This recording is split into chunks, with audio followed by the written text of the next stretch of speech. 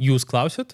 Aš atsakau. Atvirai pasakius, smagu susilaukti klausimų ir dėl didesnio dydžio investicijų. Nors kanalo esmė yra finansinis raštingumas ir pradmenys, labai smagu matyti augančias žiūrovų investicijas ir užmojus. Žinoma, asmeninių konsultacijų metu tekdavo susidurti su klientais, kurie turėdavo itin įspūdingo kapitalo portfelius ir galiu atvirai pasakyti, kad sky is the limit. Sukaupsi savo pirmą 100 000 ir staiga prasidės tikslai link $500 000, tada milijonas ir tada ir toliau važiuojam. O sudėtinių palūkanų dėka ta vis didesnė suma pasidaro vis lengviau pasiekiama. Toks truputį neintuityvus variantas, kuris iš tiesų veikia. Šiandien aptarsiu potencialias idėjas, kaip galima investuoti didesnės sumas, konkrečiai 100 000. Peržvelgsime atsirandančias rizikas bei galimas strategijas ir truputį tokių praktinių pavyzdžių, bei pačioje pradžioje išsigryninsim, ką mums reikėtų daryti dviem skirtingais scenarijais. Tai čia pabandysim išsigryninti tikslus, kurie padės surasti rodiklius, kurių būtent ir norime, ir pabaigoje pasidalinsiu savo asmeninę patirtimi ir įžvalgom. Taigi įsitaisyk patogiai, pasiimk mėgstamą gėrimą, nes šiandien investuojam didelėms sumom. Jei pirmą kartą atsidūrei mano kanale, tai susipažinkim. Aš esu Emilis ir šiame kanale dalinuosi praktinę informaciją, kaip pradėti investuoti ir kaip gerinti savo gyvenimo kokybę. Atvirai dalinuosi 4 savo portfeliais, kurie bendrai perlipa daugiau negu 100 000 eurų sumą, su tikslu parodyti, kad tai gali būti lengva ir pelninga praktika jums. Tai jei ir tu to sieki, tai visų pirma labas, pataikai būtent ten, kur reikia. O jei tau patinka tokio tipo turinys, kodėl nepaspaudus like ir subscribe apačioje? Tuo pačiu priminsiu, kad visos 100 000 portfelio nuorodos irgi tenais. Gerai. Pradėkime nuo tikslo. Kas neatsimena Alisos stebuklų šalyje pasakos, priminsiu vieną veikėją. Češyro katiną. Jis sakė tokią labai gerą žinutę, kuri susiję ir su to pačiu investavimu. Jei nežinai, kur eini, tai jokio skirtumo, kokį kelią rinksis. Čia irgi tas pats galioja. Jei nežinai, koks yra tavo galutinis tikslas, kurį nori pasiekti pasinaudodamas investavimu, tai jokio skirtumo, kur tu kiši pinigus. Pokemonų kortelės, pašto ženklai, nežinau, retos monetos, o gal netgi į kazino ir viską ant raudono arba žalio. Gal truputį perdedu, bet esmė, kad neturint tikslo visiškai jokio skirtumo, kur tie pinigai bus.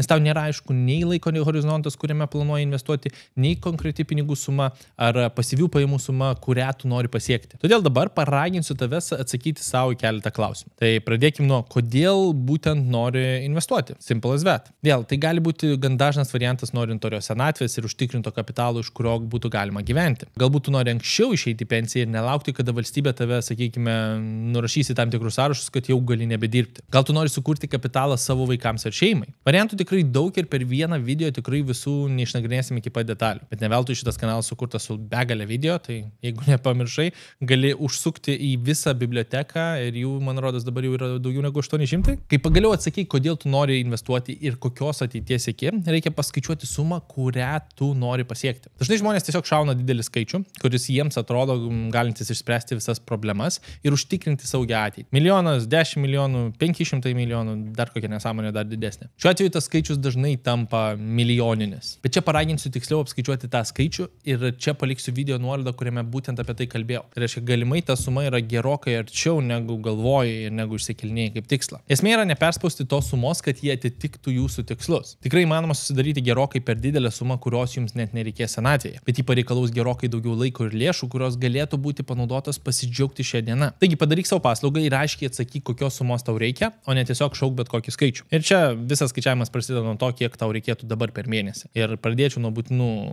išlaidų skaičiaus, po to į komfortą, tą finansinę laisvę keliautume, bet vėl visas video paspausk, taip sakant, pamatysi visus sekančius žingsnius. Dabar vėl, turime tikslą, turime sumą, kurios jam reikia, taigi laikas susidaryti investavimo horizontą, per kurį norime pasiekti tą tikslą. Žinoma, gyvenimas pastoviai keičiasi ir tikrai manoma, kad tas pats horizontas trumpės arba ilgės ir tikiuosi ir palinkėsiu, kad tik trumpėtų, bet šioje vietoje mes įsivertiname savo finansus ir skaičiuojame savo periodinį investavimą arba konkrečiai sumas, kurias investuosime metų bėgyje siekdami savo tikslo. Visų tikslai yra labai panašus, bet tuo pačiu kardinaliai skirtingi. Galbūt kažkieno 10 metų planas yra kitam 30-metį trunkantį kelionę. Čia esmė yra aiškiai atsakyti savo, kokį laiko horizontą pasirenkame savo tikslui įgyvendinti. Tai irgi negali būti bet koks skaičius, čia turi susijungti tikslas, suma reikalinga tam tikslui ir iš to gaunamas potencialus investavimo horizontas. Dabar paprasti pavyzdžiai prasidės, kad aš galbūt noriu savo tikslų pasiekti per metus, bet preliminariai mes neuždirbam per mėnesį tokios sumos, kiek mums net reikėtų investuoti tam, kad pasiektume tuos tikslus per tą laikotarpį. Tai nepamirškit, kad realybėje jūs turėsit sudėti laikotarpį, nes čia sudėtinės palūkanos labiausiai duos tą didžiulę grąžą, investuojama suma per mėnesį ir per kiek laiko jūs pasieksite su ta preliminaria grąža, kurios norite, būtent savo tikslų. Ir vėl, grąžą galima visą laiką didinti, bet aš akcentuočiau, kad jūsų kontrolėje tikėtina didžiausia didžiausia galia yra investuojamoje sumoje per mėnesį, kiekvieną mėnesį. Jeigu šitą sumą galite padidinti, laikotarpis gerokai sumažės. Jeigu šita suma bus maža, reikės laukti ganėtinai ilgai. Todėl 20-mečiai gali pradėti su 50 eurų ir dasibaigti pensijoje su milijonais. Paraleliai, jeigu mes esame 40, turėsime jau investuoti ne 100 per mėnesį tam, kad pasiektume panašių rezultatų. Vien todėl, kad pirmus 20 metų neinvestavome ir tas laikotarpis yra daug mažesnis. Vėl, priklausomai nuo tavo planuojamo investicinio laikotarpio dažniausiai kyla ir tam tikros rizikos, į kurias būtina atsižvelgti. Aptarkime bent 3, kad truputį užkabintume šitą temą. Pirma dalis yra rinkos svyravimai. Dabar, jeigu tas laikotarpis yra 20+ metų, tai jums kaip ir vienodai šviečia šioje vietoje, tik reikia turėti tą toleranciją, bet jeigu laikotarpis mažesnis, tai investicijos į akcijas gali reikšmingai svyruoti ir todėl reikia būti labai pasiruošus tiek augimui, tiek tam tikram nuosmukiui. Ir čia ypač, jeigu mes kalbam apie laikotarpį, kuris yra mažesnis negu 5 metai. Galbūt akcijos net nebūtinai yra efektyvus pasirinkimas. Dabar antra dalis yra likvidumas. Norint panaudoti ir pradėti gyventi iš savo investicijų, turiuomenyje investicinės kelionės pabaigą, reikia atsižvelgti, kiek yra likvidžios tavo pozicijos. Jei viską esi sudėjęs, pavyzdžiui, sakykime, nekilnojamą turtą, reikia turėti omeny, kad norint jį parduoti, tai gali ganėtinai ilgai užtrukti. O gal turi viską tose pačiose akumuliuojančiose fonduose ir reikia pradėti juos pardavinėti ir pirkti dividendus mokančius fondus, jei sieki būtent pasyvių pajamų kiekvieną ten mėnesį. O kadangi jau paminėjau fondus, tai trečia rizika yra diversifikacija. Investuojant visus pinigus į vieną aktyvų klasę, galime susidurti su daug didesnė rizika. Čia tiesiog nedėk visų kiaušinių į vieną krepšelį. Ypač kalbant apie didesnės sumas. Mano nuomonė, tikrai reikia diversifikuoti. Čia tarkim sudėjai viską į Nvidia akcijas ir jos nuvertėjo 10% tau ruošintis jas parduoti. Tikrai nesmagu ir galimai sugadina planus. Arba visus pinigus sudėjai į NT ir staiga prasidėjo naujo kelio ar gamyklos statybos šalia, ko pasiekoje turtas nuvertėjo arba užsišaldė tam tikram neefektyviam pardavimo laikotarpiu. Išskaidant savo investicijas, tiesiog mažiname rizikas. Pelnas dažnai irgi mažėja, bet čia viskas priklauso nuo rizikos, kurią gali sau leisti toleruoti. Bet gerai, gana teorijos. Žinau, kad nori ir praktikos, tai parodysiu, ką daryčiau aš būtent šitoje sferoje. Tai ką daryčiau, jeigu turėčiau 100 000? Tai paimkim 2 skirtingus scenarius, nes jie truputį skiriasi pagal žingsnius. Tai pirmiausia, tarkim, aš investicijose turiu visišką nulį ir laikotarpis yra ten 20 metų plus. Ir jau turiu susitvarkęs biudžetą, turiu finansinę pagalbę, turiu skolą susitvarkęs ir būtent dabar noriu žengti žingsnius. Tai kodėl akcentuoju, kad būtent dabar, nes dabartinis laikotarpis, kaip investuotojas, tu visą laiką ieškai geriausios grąžos ir mažiausios rizikos. Ir kuri investicija duoda tą būtent šiuo metu. Nes tikėtina, kad tie patys pasiūlymai neegzistuos už 12 mėnesių, arba netgi už 6 mėnesių, arba už 5 metų. Tai mano pasirinkimas labai paprastas. Šiuo metu aš sudėčiau 50 000 ilgalaikius taupimo planus iš to 100 000. Kodėl? Nes iš karto momentaliai galiu uždirbinėti virš 7% grąžą, fiksuota, žinau, kad 12 mėnesių laikotarpio, tai pirmiems metams 100% uždirbu tą 7% plus. Dabar įdėdamas 50 000, aš dar nepamirškit, išnaudoju lengvatas ir gaunu 20 papildomų akcijų iš būtent Freedomo, nes pradedu investuoti 50 000, visi promo kodai apačioje, bet tiesiog, kad žinotumėt, jog dar gaunate papildomą bonusą. Vėl, promo neskaičiuosim, nes galbūt tai yra kažkoks toks papildomas kabliukas, kuris prisidėtų dabartiniame laikotarpyje prie grąžos, bet tie 7% kai kam gali atrodyti, sakykime, labai nedraugiški ir galbūt negera grąža. Iš tiesų, rinka ilgojo laikotarpio turi tą 10% grąžą ir kai mes pasižiūrime kelis paskutinius laikotarpius, kai S&P 500 fondas tikrai drastiškai augo dviženkliais skaičiais, net šiais metais grąža yra virš 20%, praeitų metų ten 24%, tai mes turime laikotarpį, kad kažkurio momentu ta grąža bus mažesnė. Ir jeigu atsidarysime statistikas iš būtent didžiųjų Amerikos bankų, tai matom, kad prognozės ateinantiems ten 3 metams S&P 500 yra kažkur ten 3-5% rėžiuose. Dabar vėl, prognozės ir analitikai dažniausiai klysta, bet tai mano argumentas yra pusė tos sumos momentaliai darbinti su labai fiksuota ir stabilia grąža, nepriklausomai kas vyksta rinkoje. Dabar 20 000 momentaliai keliautų į ETF-us pagal mano strategiją. Tai aš šiuo atveju S&P 500 šalininkas, man patinka top 500 Amerikos verslų, tai aš čionais ir sudėčiau. Likęs 30 000 keliautų į depozitinę sąskaitą tam pačiam Freedome ir planas yra per sekančius 12 mėnesių sudėti tai į tą patį S&P 500.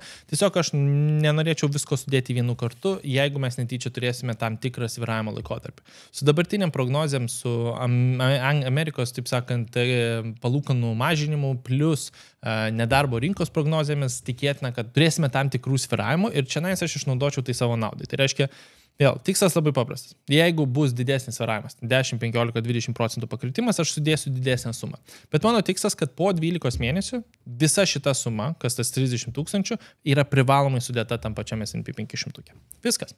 Tai čia paprastai, po 12 mėnesių praėjimo aš ieškočiau papildomų galimybių, kur galima potencialiai sudėti pagal tą ilgalaikę grąžą.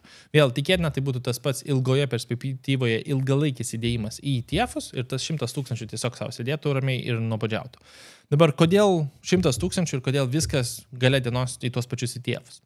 Mano argumentas šioje vietoje, kad tai yra labai pasyvu, labai užtikrinta laiko ir jeigu mes žiūrime į 20 metų plus laikotarpį, tai mes galime nieko nedarydami ir nieko papildomai net nepildydami iš to 100 000 uždirbti milžiniškas sumas. Tai čia mus atskiria nuo tos idėjos, kad o kas jeigu aš dabar nustoju investuoti ir nebeinvestuoju sekančius 20 metų, bet neišsiemu pinigų. Vien tie pinigai dirbantis ir sėdėdami sąskaitoje man uždirbs milžiniškas sumas pensijoje. Bet vėl, ne visi yra toje situacijoje. Paimkime antrą situaciją. Sakykime, kad aš jau turiu tam tikras investicijas ir sakykime, mano portfelis yra kažkur 500 ir milijono toje riboje. Tai 500, nuo 500 000 iki 1 milijono. Ir čia yra mano papildoma suma. Aš gavau ją, nes, nežinau, verslui labai gerai sekasi. Tai reikia 100 000, kur aš neturėjau savo standartinėje strategijoje, bet jis tiesiog atėjo pas mane kaip papildoma investicija. Nežinau, dovana, paveldėjimas, dar kažkas, tiesiog tas būtent pasirinkimas. Tai kur pirmos investicijos? Tas pats 50 000 keliautų ilgalaikius taupimo planus, išnaudojam bonusus, išnaudojam tą 7% grąžą ir po metų aš žiūrėčiau, ieškočiau kokios geresnės galimybės. 30 pagal jau parinktą strategiją. Tai reiškia 30 000 keliautų pagal mano atrinktus parametrus. Tai čia kartais klaida būna pa žmonės, kurie sako, aš noriu investuoti, sakykime, po ten 500 eurų per mėnesį, staiga gavau ten 5000, tai 5000 aš investuosiu kažkaip kitaip. Realistiškai tos pačius 5000 dėliočiau investuojimo strategiją taip pat kaip tos 500. Tai jeigu jūs turite teisingą strategiją susidėlioję, jūsų papildomas investicijos turėtų tiesiog sutrumpinti laikotarpį, nes jūs investavote didesnę sumą. Tai jeigu aš jau turiu strategiją ir aš esu suinvestavęs ten arti milijono eurų arba uždirbęs arti milijono eurų, tai papildomas 30 000 man tiesiog pagreitins tą laikotarpį, tai visas jis keliautų būtent pagal tą strategiją. Ar ten Core Satellite, ar Štango, ar dar kokie nors kitas pasirinkimas išliktų, taip sakant, identiškai ta pati. Dabar likęs 20 000 aš pasilikčiau ieškoti tam tikriems įrankiams su aukštesnė grąža. Tai reiškia 20 būtų sudėta į kokią nors ten paprastą aukštų palūkanų grąžos sąskaitą, kur aš galiu šiandien suinvestuoti, galbūt tą patį depozitinę sąskaitą, galbūt tie patys naktiniai indėliai, jeigu kai kurie prieinami nuo mažesnių sumų. Bet vėl, mintis labai paprasta. Tas 20 000 turėtų būti, jeigu aš randu kažką, kas matau, jog man duos ten 15, 20, 25% grąžą per tam tikrą laikotarpį, aš tą 20 000 galiu tam išnaudoti. Tai būtent tokios dvi atskiros strategijos. Gerai, šiandien tiek. Ačiū už dėmesį. O kadangi jau pažiūrėjai šį video iki galo, tai jau aišku, kad ne tik nori, bet ir darai daugiau dėl savo ateities. Bet gal dar nepradėjai investuoti? Arba vis dar svarstai, nuo ko čia pradėti? Ne problema, visi pradedam nuo nulio ir kaupiame žinias, todėl čia pridėsiu video, kuriame papasakojau būtent kaip susikurti savo tą tokį investicinį pagrindą arba investicinį pamatą, kuris leis nesirūpinti dėl krizinių laikotarpių ir skirti investicijoms minimalų laikotarpį. Spaudžiam, žiūrim, nepamirškit like ir subscribe ir susitiksime jau sekančiame video.